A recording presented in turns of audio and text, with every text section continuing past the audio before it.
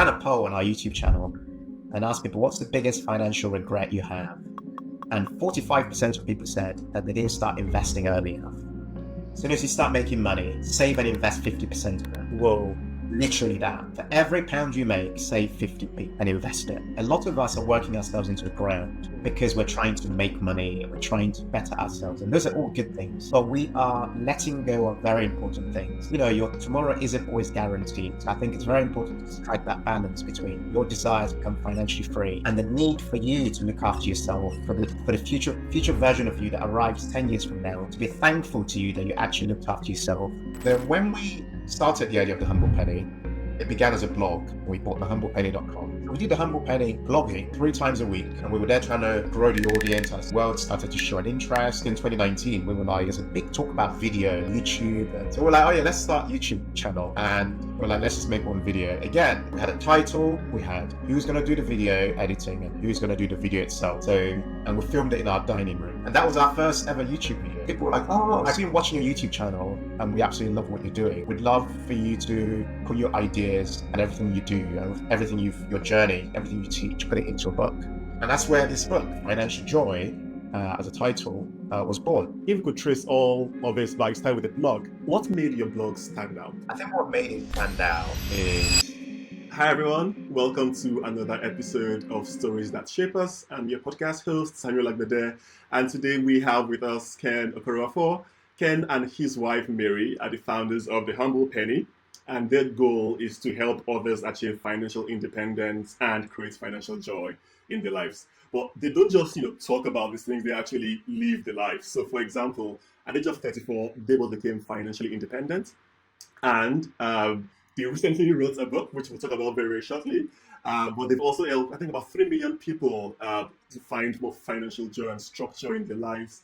So without further ado, Ken, thank you so much for coming on. How are you doing today? I'm awesome, man. I feel good. I'm really honored to be on your podcast, so thank you for inviting me. Thanks for coming on. Ken, let's talk a bit about entrepreneurship and building something from the ground up. So you mentioned yourself and Mary met when you had nothing, true love. There was no money involved. It was more the values that from hearing your story, seems drew you to yourselves.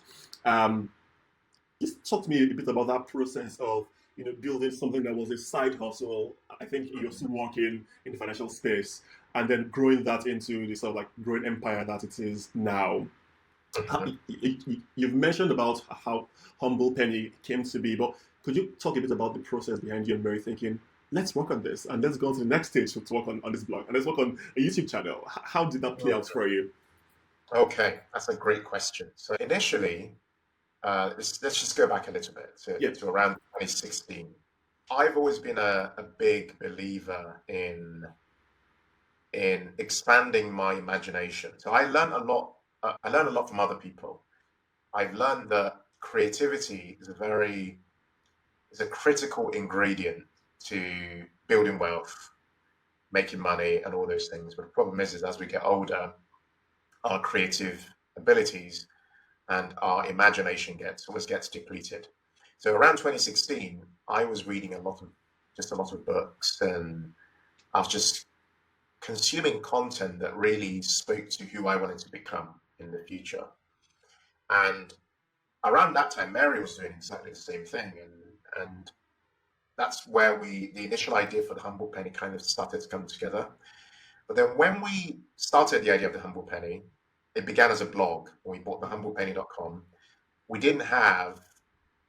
just started as a blog because it was low risk, it was low hanging fruit, it was what we'd been consuming. But when we started, we also didn't have a lot of money to put into it because we were just starting out. So we said, why don't we just lean on our strengths? Yeah. So this is where us working together came in. Mary is a creative, so she's very good at designing, like graphic design and all that kind of stuff. Whereas I have zero talent when it comes to that. So I'm like, I can't do any of that, but I can learn to write. Yeah.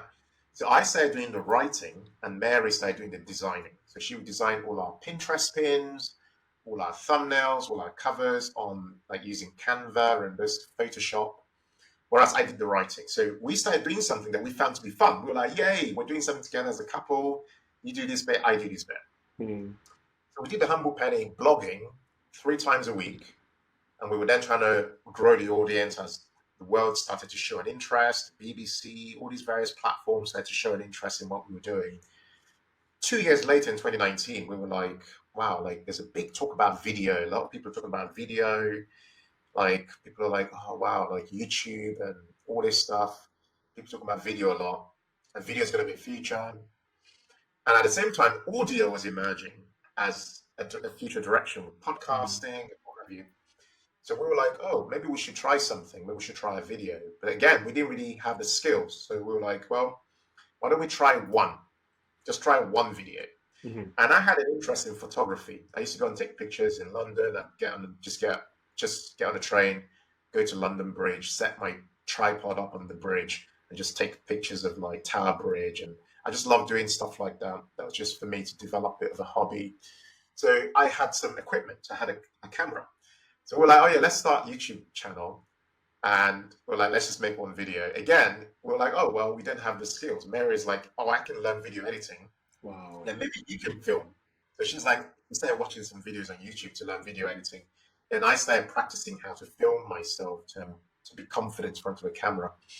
And we decided to make one video. We chose a blog post that did well on our blog. So it had already been validated for SEO and stuff like that. We said, why don't we make that as a video for YouTube? So we had a title, we had who's going to do the video editing and who's going to do the video itself. So, and we filmed it in our dining room. And that was our first ever YouTube video that was going to be for our channel. But before that, something had happened because I'd been interviewed on like Channel 5 and the BBC, like some interviews and we put those interviews on our YouTube channel, and people loved those interviews. People were like, "Oh, it's good to see this couple and see like their story and stuff." We're like, "Oh, maybe people do want a YouTube channel from us." So that video that we then made then became our first YouTube video after those interviews that were already from like the BBC and what have you. Gotcha. Those kind of validated for us a little bit that people are interested. And then after the first one, we were like, "Oh, let's do another one." And then let's do another one. And then let's do another one. And that's how it's carried on. And then from there, we were like, well, this thing needs to be sustainable. It needs to make some income. Let's try and monetize a YouTube channel. And then we had it as a goal. We got monetized in 3 months. Wow. And at this stage, it's for advertising. And then before that, we'd been monetized for the blog, for advertising. Then from there, we're like, let's try to reinvest the money we're making from it. Let's, bits of money, let's use it to maybe get a virtual assistant, someone to help us out. So we started reinvesting it. We got ourselves a VA. And then in 2020, we wanted to create something that was a huge mission.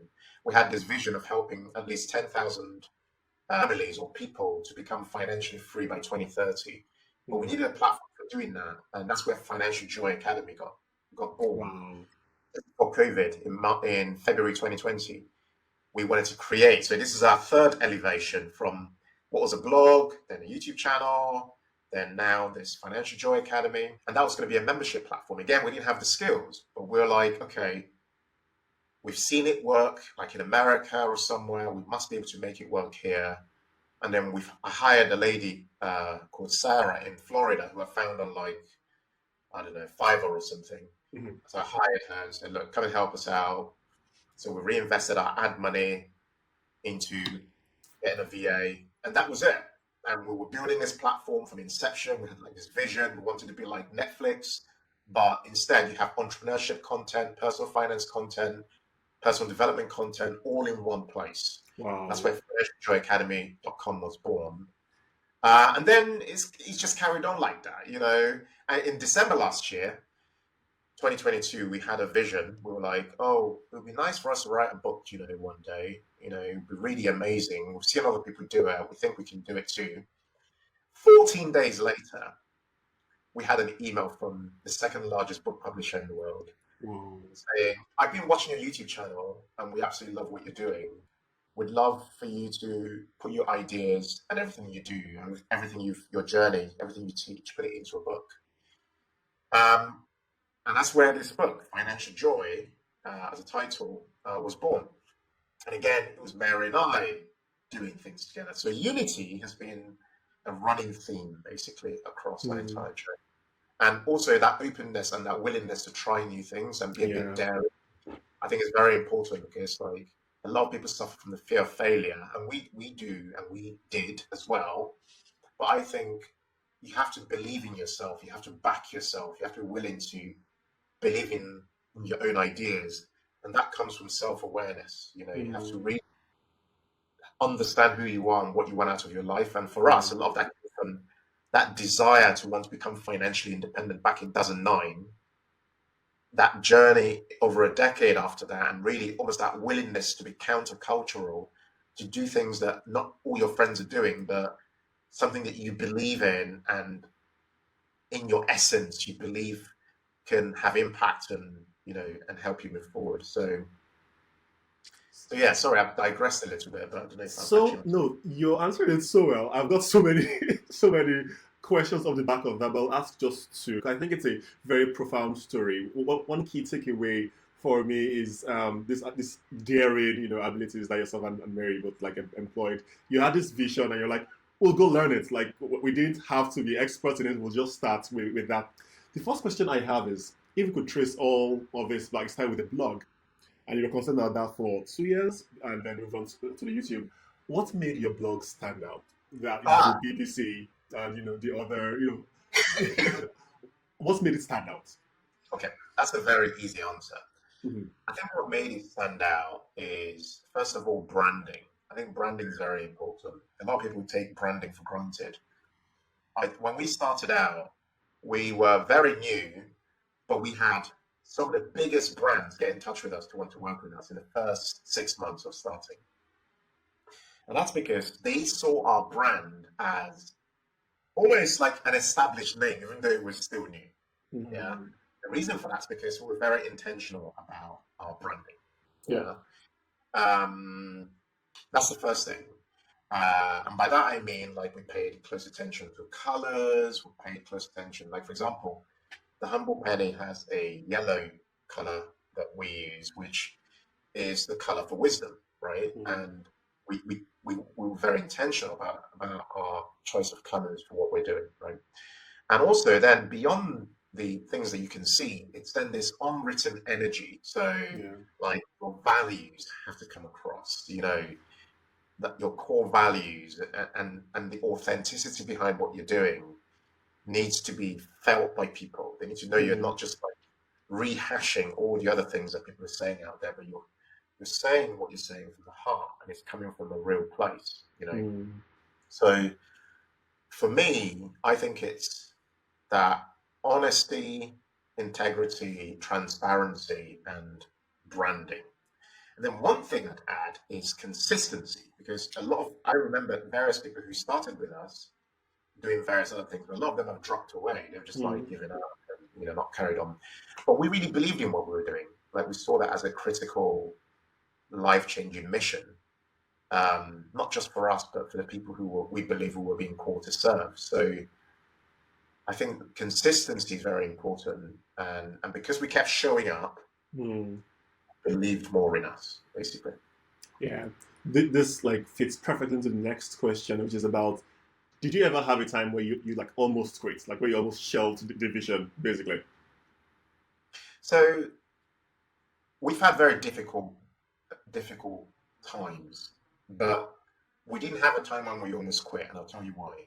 Mhm. We gave ourselves a deadline of 3 years to either fail spectacularly or succeed exceedingly.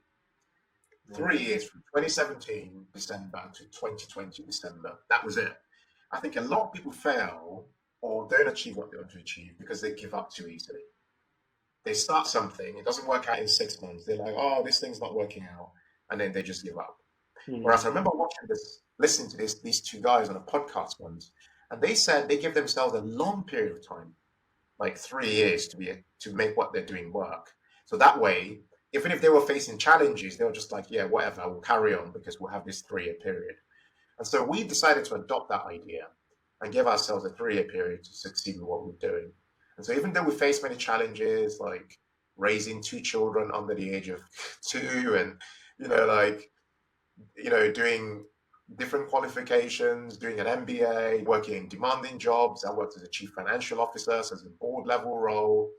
And Mary was running a business, running our nursery, a family nursery business, and managing that. Even though we had all those things happening, we believed in what we were doing.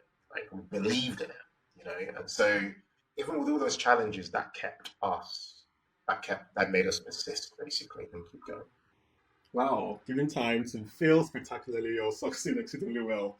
That's that's a big takeaway, and that has kept you going. Right. So as we get to the final section of this podcast, which is a bit more reflective, and I'll be asking you a few questions based on people that might be listening. I know some people might be thinking, Samuel, you haven't asked a question about how did they get their mortgage in 7 years, or how did they do all of that? They have a lot of videos already on this, which is why exactly. You have to get financial joy. Can I just spend a moment on this? Yeah. The book is going to be game changing generationally. It's going to be game changing because a lot of people who teach this topic of achieve financial freedom haven't actually achieved it. But we're sharing from a real place of having had a lived experience of this and having deep expertise on this journey. But we're sharing it differently. We're helping you design a life of financial joy, which is something you can start to enjoy today rather than when you become financially free. Because I think that's the misconception a lot of people have. People are like, oh, I'll start to enjoy my life when I'm financially free. No, you need to start to enjoy your life today. And the book helps you to create a plan for that. How do I work towards a financial element, which is your goal towards becoming financially free? And how do I incorporate the joy in my life? How do I put joy at the center of my finances, the fun, the well-being? How do I do it practically? So that's why I think I started by saying that Financial Joy is my favorite book of all time, because I just believe that if you want to design a life that is enjoyable, is fun, or you are progressing and you're working towards your goal of becoming financially free in an intentional and tried and tested way, then you need to go and get the book and get on the journey. Yeah, 100%. And I was telling Ken this earlier on this call. Myself and Bess are getting a copy, like right after this podcast. We're actually getting a copy because I've engaged with Ken's content online, and they've just been such a blessing to us. So thank you very much, Ken, for putting this out there. So the first question, as you look back on your journey, Ken, what are you most grateful for?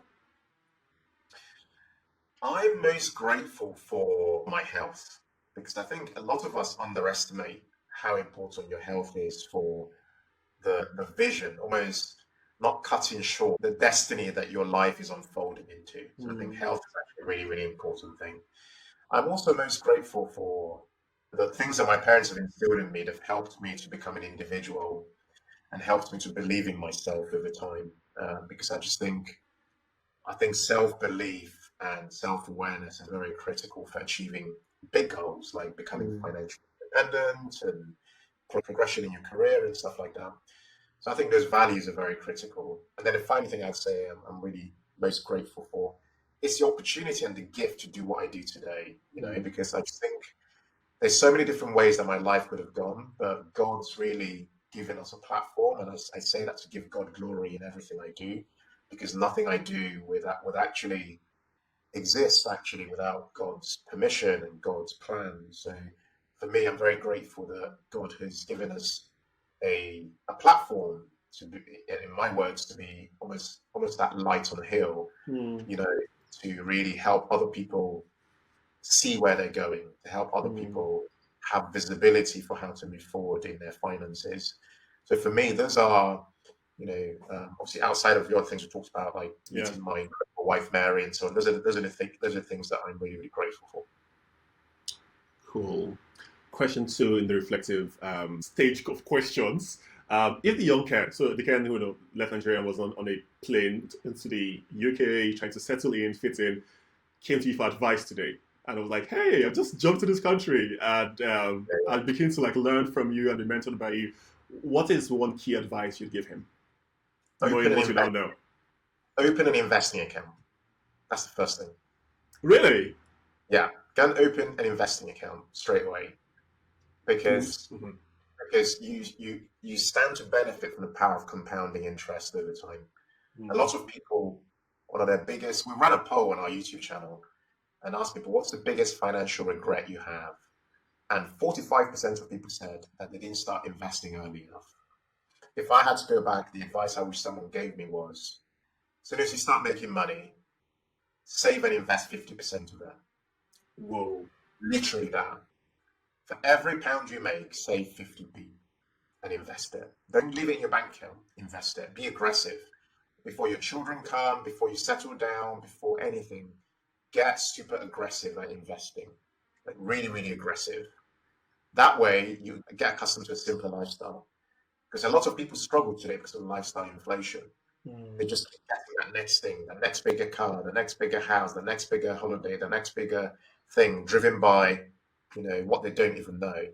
And so I think getting accustomed to putting my money to work would have been the best piece of advice someone could have given me. In addition to showing me how you actually do it. How do I actually invest without worry? In fact, chapter 7 in our book is all about investing. Like, how do you actually invest in a way that you can invest your money without worry? Like, a lot of books just gloss over it, but we go into a ton of detail and actually show you exactly what we invest in. Like, what are we investing in right now?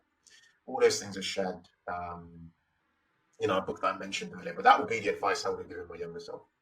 Right, and very similarly, because again, many people listening to this, perhaps people who are already familiar with their content and want to get financially free or get involved in entrepreneurship, what advice would you give particularly to, say, migrants moving from, separate country coming to the UK, looking to start a business and hopefully make it big as well? What would your thoughts and advice be to them?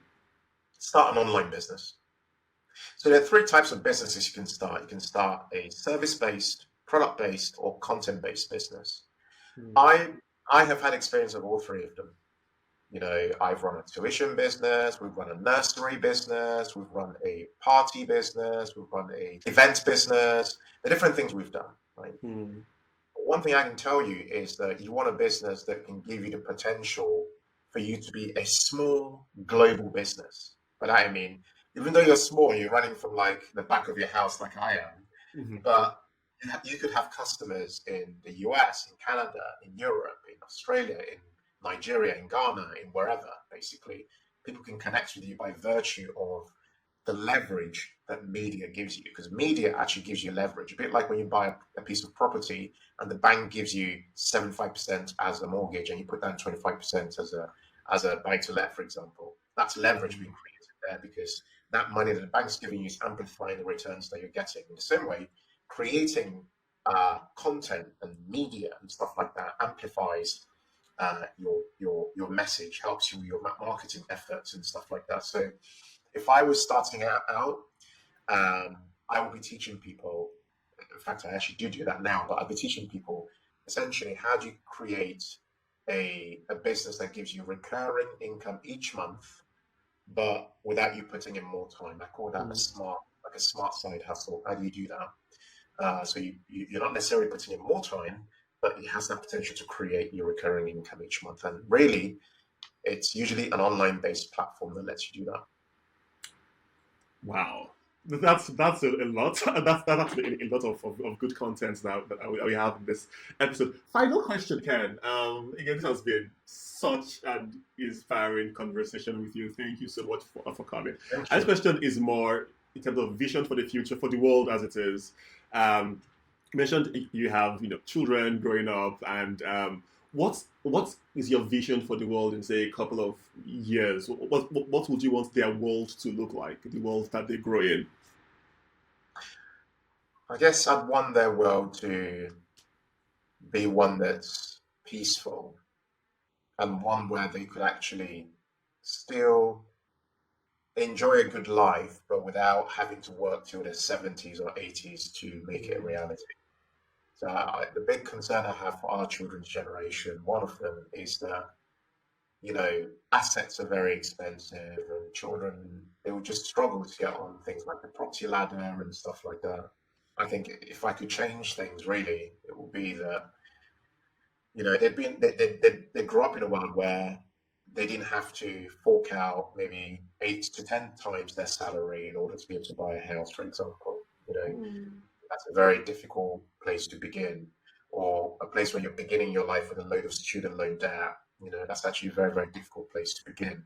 Mm. Whereas the people that came before them, the people that came before me, all started off with better conditions. Yeah. So I think a big question for a lot of parents right now is how do you help your children to thrive? So again, Mary and I talk about this in the book, like how we co-invest with our children. Because I think if you're not doing that now, then you're not really setting your children up to win in the future. You need to really start to think about like how do we help them to prepare for what could be or is expected to be a very challenging future Yeah. ahead. If you think about how assets are going right now, those assets won't suddenly become cheaper. No, Yeah. they'll just keep going up in value, driven by inflation, driven by government policy, driven by central banks and their policies. So, yeah, I just think there's an action point for parents and would-be parents to act now.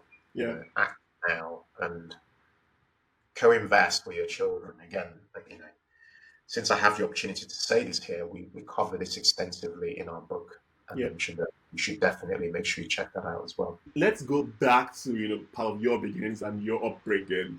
Could you please walk us through Ken as a child, maybe from when you're like 8 or 10, and how did your upbringing and lessons you learned from your background shape you into the Ken that you are today? So I grew up in Nigeria, Mhm. and we moved around a lot. Whether it's that we're moving from the east, in Imo State to Lagos State, and all of that. And I went to school in Nigeria, obviously, and all that moving was very interesting for me because I had to adjust quite quickly. So I had to always adjust to a new school, and my parents were moving for economic reasons. They were moving because they're looking for a better job and, better opportunities, trying to find their way, really. But I think thinking about to my journey, I think my real identity really started forming when I was in secondary school. When I started secondary school, and I had to go to boarding school in Lagos, a school called King's College. Oh. And yeah. So I think my identity began forming there because for the first time ever, I was left alone to fend for myself and find my own way amongst other boys at school. And I had to really identify who I needed to hang around with to survive, who I should really avoid, like how I should operate as an individual.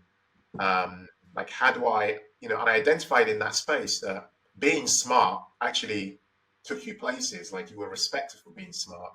So for me, part of my survival mechanism at that stage of my life was how do I ace it at school? Because acing it at school got me basically not popularity, but I was identified as someone who should be listened to. And as a result of that, somewhat respected by my peers and so on. Without having to fight physically, I was fighting almost intellectually and so on. I think that has been a big part of my kind of journey because a lot of my life has been about survival and then thinking, how do I thrive once I've survived? So contrast that with moving to the UK when I was 14 going on 15, it was exactly the same thing. Like how do I get into a new country, new culture, new people, new way of doing life basically, and how do I actually make it here? How do I survive and how do I thrive? So again, it was that combination of being streetwise, but also learning that education was important. But how could I use those two elements to make my way? So that's how I'd connect my childhood. Emeka, that's the name I was called as a young person. And it's the name that the people were dearest to me, Chukwemeka, people were dearest to me, call me, to the person who people might know as Ken on the internet or Ken on our website or Ken wherever really, on LinkedIn, wherever you're going to come across our content. How did you find, transiting from Lagos, you at King's College to the UK? What differences did you have any culture shocks, first of all? And how did you sort of adapt to living in this new economy? So first thing I noticed was I was actually smarter than my peers in my class. That's the first thing I noticed. And I don't say that in a braggy way. I just say it in just a literal, like it was just what I noticed. Like I was doing more advanced work in Nigeria than the people in my age group in the UK were actually doing. And that was useful for me for, again, survival. But the big culture shocks were basically fitting in, speaking with my Nigerian accent, Yeah, so fitting in was a big thing. And not being bullied, because being Nigerian was not very cool back in the late 90s. People were not, being African more generally, you were not really welcome. So trying to fit in and survive was a big thing. And not having any money was the other thing. We didn't have money and we didn't have all the rights you needed to just go and get a job and stuff. So all those elements brought together created a bit of a melting pot for just loneliness in a way and depression in a way, really, because I didn't have any friends here because people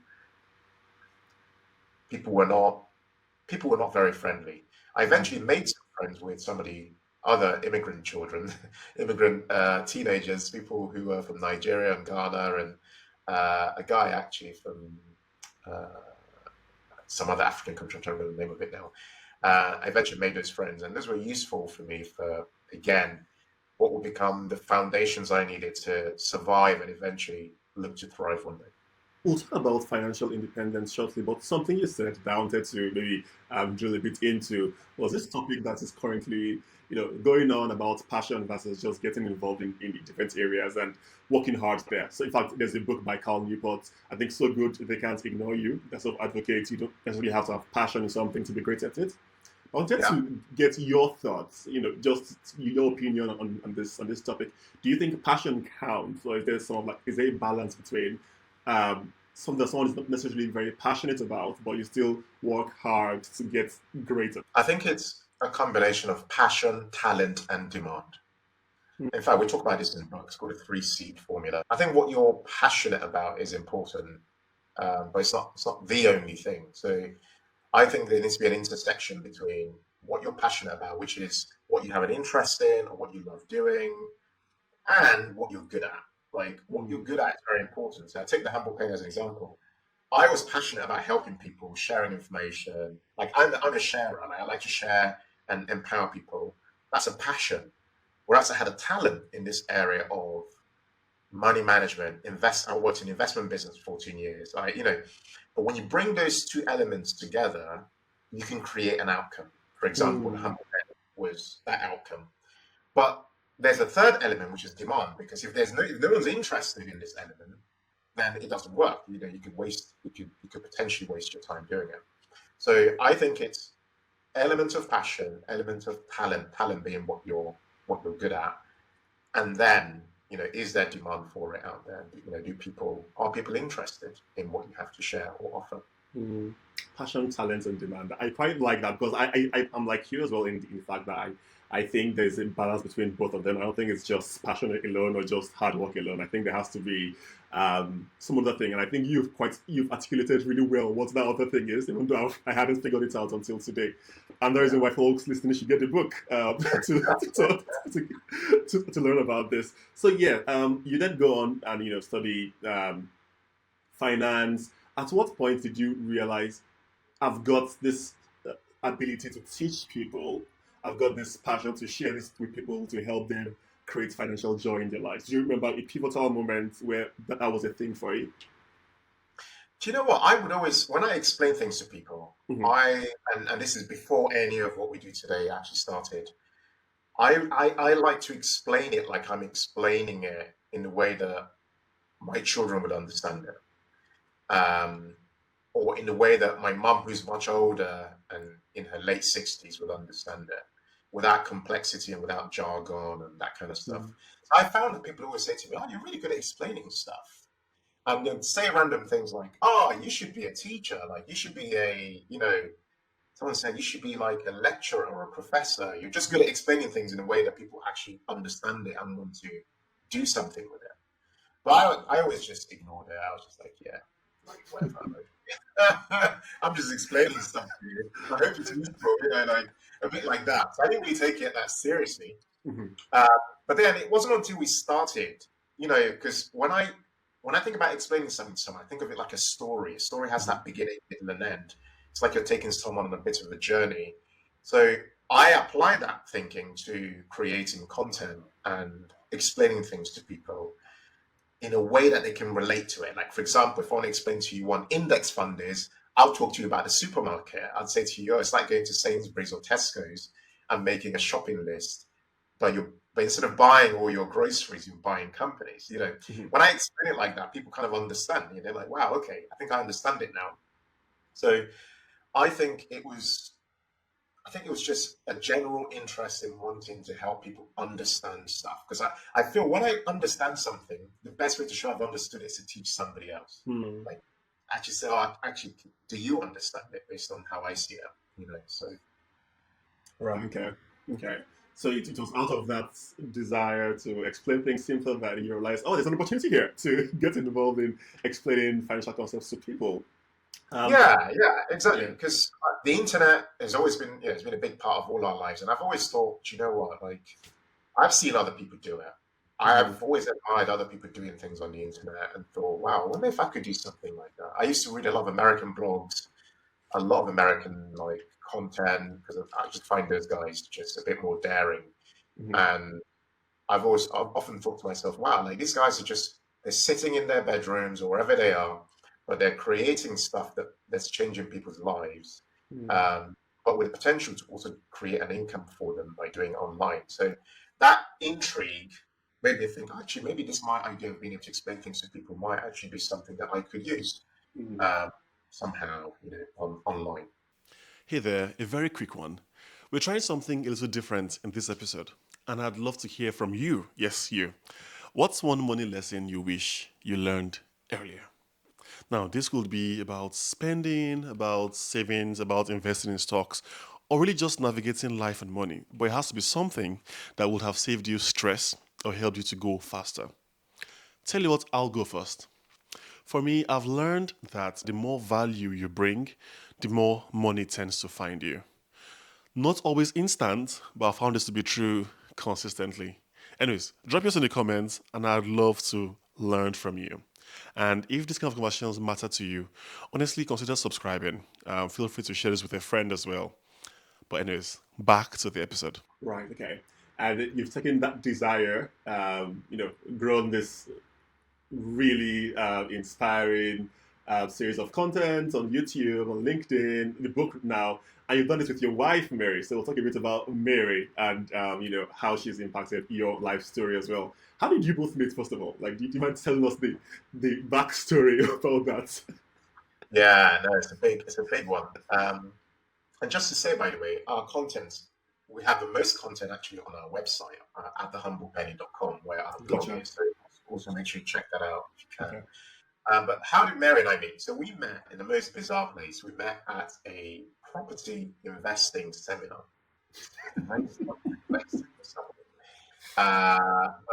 I'd gone to, I'd seen an ad in a paper and they were talking about like come and learn about property investing. This is 2009. And I was like, oh yeah, okay. I'm not doing very much this weekend, so I'm going to go and register. As a it was a weekend thing, Friday, Saturday, Sunday thing.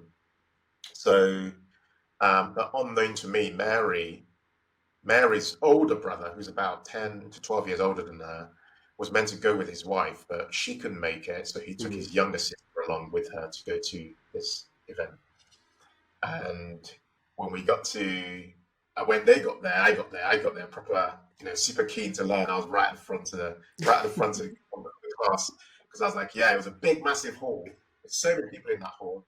I was right at the front. It's like, yeah, trying to soak in as much information, kind of trying to implement it. But Mary and her brother came in, but they were all the way at the back. And I remember during one of the breaks, I was just kind of looking around and, I looked all the way to the back and I spotted Mary. And I knew immediately that, just from seeing her, I knew immediately that there was something like incredible that was about to unfold, but I couldn't put my finger on it. I just knew that's somebody I need to go close to and get to know. So I left Mhm. my front row seat and went all the way to the back. Mary and I got put together into a group where we had to do something called a commitment wall. A commitment wall is a wall where you had to write down what your future commitments would be. Like, what's your vision? What Hmm. goals? What do you want out of your life? And both of us were in this group together. It was me and her brother. And so we were writing on this wall, and we noticed that like we wanted the same things. We wanted to be financially independent. We wanted to own our own home. We wanted to have children one day. We wanted to travel the world. We wanted to have fun. We wanted to build our careers. We wanted a good, happy marriage, relationship. But then we were strangers, which is and we finished writing one night. We're like, okay, well, nice meeting you. Maybe we should just stay in touch. I walked her to the train station, and I wasn't sure she was single because I really liked her. I just didn't know she had a boyfriend or anything. I was just like, yeah, maybe we should stay in touch. We kind of have quite a lot in common. So we swapped numbers, and that was the beginning of our friendship. And found out later that she was actually single. And I thought, okay, this is God's will. This is my opportunity now to make my move. So yeah, I made my move, and my move was a good move. We started going out, and that was the beginning of our journey. Yeah. Yep. So it was love at first sight for you. Oh, absolutely. Oh, 100%. Absolutely. Interesting. Mary was very, very, how should I put it? I always say simple, very kind of just gracious. That's it. Yeah, very, beautiful, obviously, but just simple and gracious. All right. That was my attraction. Yeah. So. Yeah. And yeah. You mentioned earlier that she is, being one of the most influential people in your life. She's impacted on your life. Do you mind speaking a bit about that? How has Mary as a person, helped you be the Ken you are today? Well, she's helped me stop myself from pressing the self-destruct button. Because I personally think marriage is a very, it's not for everyone, but I personally think it's a very sacred thing. And I think when I met Mary met me when I had nothing. I didn't have any money, I didn't have anything. And I didn't have it all together. I was still trying to sort out all my issues, residency challenges and all these other things that just needed to be finalized. And I wasn't really clear on what I fully wanted out of my life, although I had some ideas where I wanted to go with my life. So starting off with her at that stage of my life was very special because she believed in me and I believed in her, and that's actually a very important thing. And that belief has been very important. She's been my outside of my mum and my dad, my number one cheerleader, kind of cheering me on in different ways, emotional support, spiritual support, obviously from a relationship perspective in our marriage. So she's always believed in my crazy ideas as well, and really supported that. And when I say, I think we should pay off our mortgage, even though interest rates are bottom, crazily low rates, just wild ideas like that people go, that's a bit weird. She's always thought, you've got good ideas and I support you there.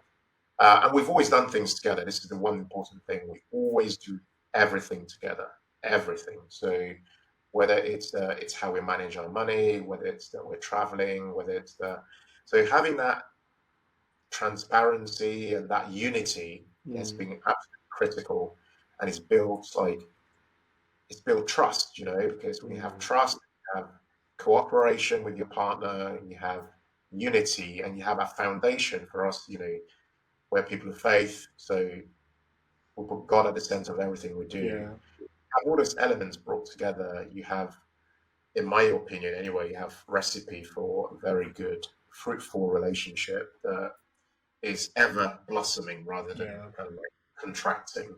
So, yeah. Oh, wow. Did you have any models in terms of,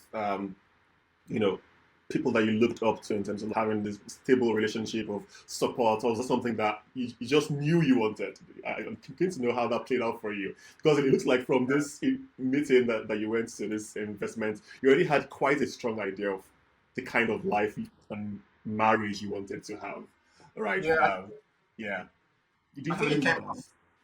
I think it came from knowing what I didn't want, because I'd been in other friendships and other things like that, and I knew like, okay, this is what doesn't work.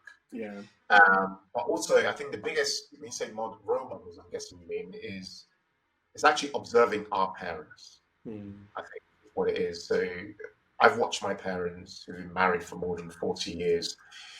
And I've seen the things that have worked for them and the things that haven't worked for them. So Yeah. I've known from observing my parents that this is kind of life I want, and here's the potential that one can have in a relationship if there is unity. Everything's Yeah. about unity. Like if there's unity and there's love, you're unstoppable, basically. Like nothing can come in your way at all. Hmm. And I observed that from my parents, either from them doing things really well or them doing certain things not so well.